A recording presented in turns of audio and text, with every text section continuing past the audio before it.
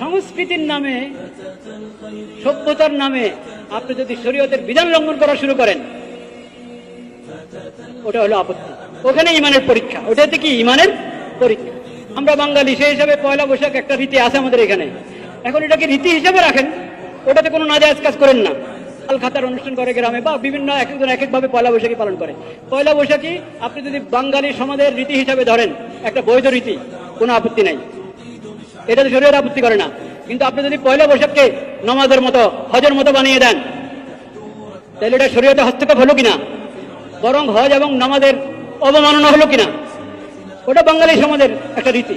কিন্তু পয়লা বৈশাখকে যদি আপনি ঈদুল ফিতরের মতো বানান, ঈদুল আজহার মতো বানান, জায়েজ হবে? হারাম। আর যদি এটাকে নামাজ আর হজ বানান, তো আরো বড় হারাম। হারাম মানে এগুলো কুফর, স্পষ্ট কি কুফর। যেটা বাঙালি রীতি হবে, ওটা ইসলামের সাথে সাংঘর্ষিক হবে না কখনো, কারণ ওটা একটা বৈধ বিষয়।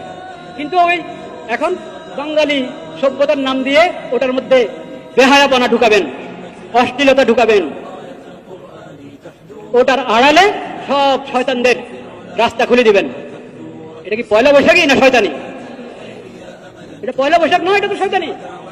আরে সব ধরনের অশ্লীলতা আর শয়তানি যুক্ত পয়লা বৈশাখীকে তুমি মিলাচ্ছ কিসের সাথে? ইসলামের ইবাদতের সাথে। নাউযুবিল্লাহ।